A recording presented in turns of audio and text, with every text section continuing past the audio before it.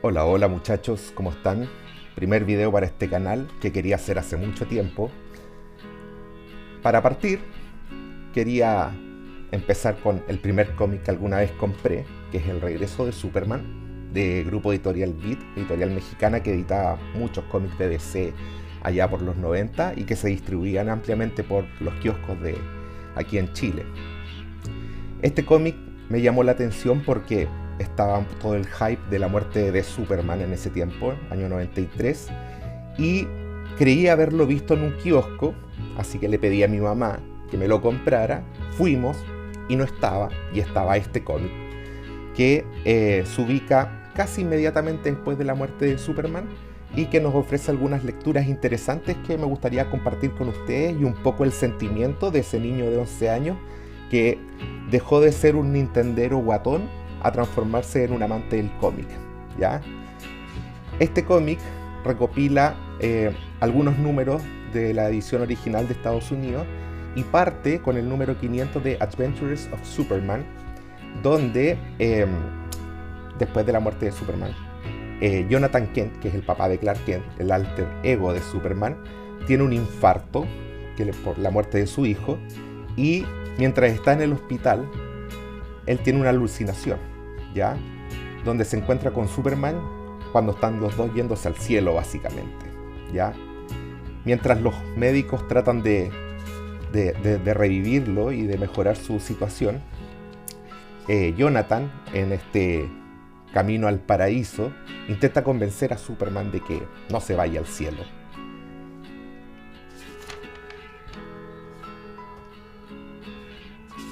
Tenemos también aquí algunas secuencias. El cómic se entremezcla con secuencias de otros personajes que están habitando el universo de Superman en ese momento, como este héroe que sale acá, que es Gangbuster, que es un perdedor.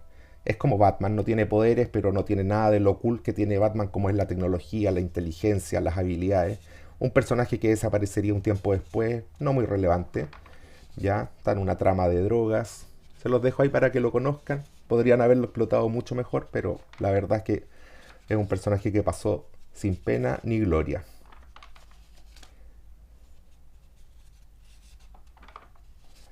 Bueno, regresamos con Jonathan Kent, que es el personaje principal de esta historia.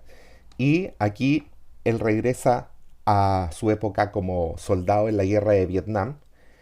Y ahí recuerda que él tenía una misión, que era rescatar un aviador, ¿ya?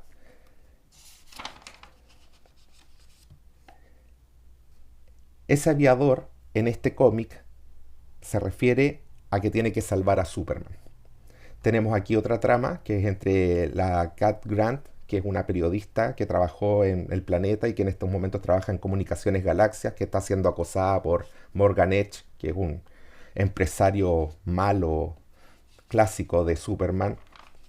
También una cosa completamente intrascendente que termina con Morgan Edge preso por acoso. ¿Ah? Viva el feminismo, dicen por ahí. Tenemos también aquí una secuencia del bromista en la cárcel. También otro personaje más o menos olvidable, aunque tiene una importancia relativa en lo que es Superman, sobre todo en la Edad de Plata. Nos muestran también a Jimmy Olsen. Sigue, se junta a Lois Lane con Martha Kent mientras atienden a Jonathan. Y volvemos aquí con Jonathan, valga la redundancia, y cae en un pozo, lo rescatan, pero quien lo rescata es un demonio de esta otra entidad que está acá, que se llama Blaze, que es como una suerte de uno de los principales diablos del infierno de demonios, y le hace ofrecimientos, pero Jonathan Kent se rehúsa y lo mandan hacia el espacio, donde es en cierta forma rescatado por Kismet, que es una entidad como más celestial, que va a tener más importancia en los cómics de Superman a finales de los 90, pero que aparece, tiene una primera aparición en este cómic y que después desaparece por lo menos unos 5 años de las publicaciones. Kismet teletransporta en este plano etéreo a Jonathan hacia Krypton, donde ve que hay una procesión litúrgica como funeral de Superman. Y aquí es donde decide intervenir y tratar de despertarlo y convencer a Clark de que tiene que volver a la vida.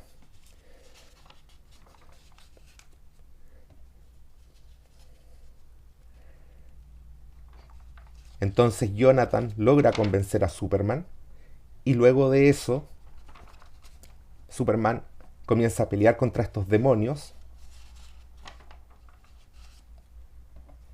y ambos deciden volver el viaje a casa juntos. Son levemente retenidos por Jor-El, el papá biológico de Kal-El, que es Superman también, su nombre kryptoniano, pero el mismo Jonathan lo destruye y logran cruzar el umbral. Ese momento en que cruzan el umbral coincide con Jonathan despertando en el hospital y diciendo esto que es importante, que lo trajo consigo a la vida. ¿Ya? ¿Qué nos quiere decir esto? Nos quiere decir que paralelamente en la muerte de Superman se estuvieron dando dos situaciones que nos trajeron su regreso a la vida, que fue, por una parte, todas las manipulaciones que hizo un ser kryptoniano que se llama el Erradicador, que fue el que se preocupó de reparar el cuerpo de Superman, ¿cierto? Con algunos fines que tal vez en algún video posterior vamos a comentar. Y está también esta otra trama, que es la lucha de Jonathan Kent por recuperar el alma de su hijo, ¿ya? Entonces este cómic tiene que ser visto así, como que el esfuerzo de Jonathan no fue en vano. El cómic finaliza con Lois Lane viajando hacia Metrópolis y donde avista un super ser con una capa roja que está aquí, ¿cierto? Y ella le da un presentimiento de que podría ser Superman. Al llegar y ver las noticias, ve que hay muchas personas que dicen haber tenido avistamientos de Superman y cada persona los describe de una manera diferente. Al final, Lois va con el inspector Henderson del departamento de policía de Metrópolis a visitar la tumba de Superman y se dan cuenta de que está vacía. Y ahí inicia la próxima saga de Superman, que es el Reino de los Supermanes, donde 4 personajes dicen ser el verdadero Superman. Entonces este cómic especial nos da la primera aparición de estos 4 Superman, ¿ya? El primero sería un hombre común y corriente llamado John Henry Irons, que en una forma de emitirle un tributo a Superman, en algún momento posterior se coloca una armadura de acero y se hace llamar el hombre acero. Él es el único que no se hace llamar Superman en realidad, sino que deja claro desde un inicio que es un tributo, ¿ya? Este es John Henry. Verán que por su apariencia es difícil que sea parecido siquiera a Superman. El que sí es parecido es el siguiente Superman que aparece desde esta página, que es el llamado último hijo de Krypton, que era este personaje que yo les decía, el Erradicador, que fue el que lo trajo a la vida de vuelta. Ya, él también toma el manto de Superman por un tiempo y tiene algunas diferencias. Si bien su aspecto físico es el mismo, él no puede canalizar la luz del sol para obtener energía, la cual extrae del cuerpo muerto de Superman, que estuvo acumulando más de 30 años de energía solar, y tiene algunos problemas de visión, por eso usa esa antifaz, ¿cierto? Esas gafas, y puede liberar la energía por sus manos, y tiene los poderes normales de superfuerza, supervelocidad, vuelo y etcétera. El siguiente Superman es un clon de Superman y de Lex Luthor. Eso de que es un clon de Lex Luthor, uno nos enteramos años después, ¿cierto? Pero fue un clon desarrollado en el proyecto Cadmus, que son estas instalaciones gubernamentales que las introdujo Jack Kirby en los 70, una maravilla. Y este Superman no se alcanzó a desarrollar a la edad adulta, entonces tiene solamente parte de los recuerdos y tiene obviamente un look más juvenil. Y odia que le digan Superboy, ¿ya? Pero es un papel que finalmente termina aceptando, ¿ya? Y el cuarto Superman que aparece en estas páginas casi sin diálogo es el Superman Cyborg, el hombre del mañana, ¿ya? Que es básicamente Superman, que fue reconstruido mitad robot. Y, alerta de spoiler, él sería el gran villano que seguiría en la saga de El Reino de los Supermanes. Y también sería un personaje muy importante en los mitos de Linterna Verde, de varios personajes más. De todo lo que sacó el Reino de los Supermanes, probablemente lo más relevante hacia el futuro del canon es el Superman Cyborg. Ahora, si bien mi hype ya era extremadamente alto viendo que, weón, hay 4 Superman nuevos, what the fuck, lo que me hizo más ruido de este cómic fue esta columna escrita por uno de los editores de la editorial, donde hablan de qué es lo que va a pasar con Superman y esta saga de 5 tomos del Reino de los Supermanes.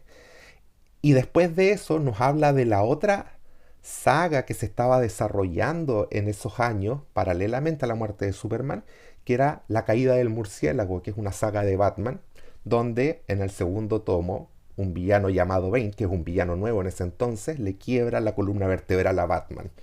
Y otro personaje que es Azrael, que no conocía, toma el manto de Batman y bla bla bla, pasan muchas cosas, tal vez lo hablemos también.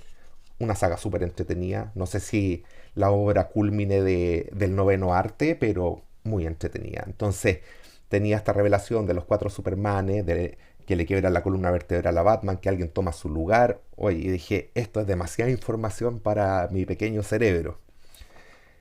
Y aquí se presenta el último cómic de este recopilatorio, ¿cierto? Que corresponde a la Liga de la Justicia número 70. Y aquí esto es lo que sucede inmediatamente después de la muerte de Superman. De hecho, en la primera página doble vemos a Superman muerto, un par de superhéroes que son Bloodwind y Ice, que pelearon contra Doomsday, que es el que mató a Superman. Están ahí lamentándolo. Ice estaba muy enamorada de Superman también. Y aquí empieza para mí el desfile de personajes que nunca había conocido. Bloodwind no lo conocía, a Ice no la conocía, ¿ya? Y empiezo a pasar las páginas y aparecen muchos más personajes que no conocía. Algunos de ellos lucharon contra Doomsday, ¿cierto? Como Buster Gold y Máxima. Y Guy Gardner, que lo deben ubicar por la película nueva de Superman, que es un concha su madre, básicamente. Siempre lo fue, pero es un gran personaje en los cómics.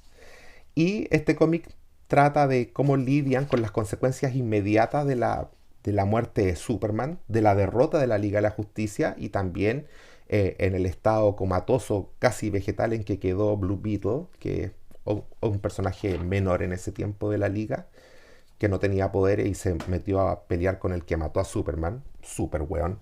Yo no lo haría. Pero bueno, valiente el hombre. Entonces, el cómic trata también de una especie de velorio que se le hace a Superman en la Embajada de las Naciones Unidas, donde asisten varios héroes. Aquí uno más familiar, que es Flash, en su tercera encarnación, que es Wally West.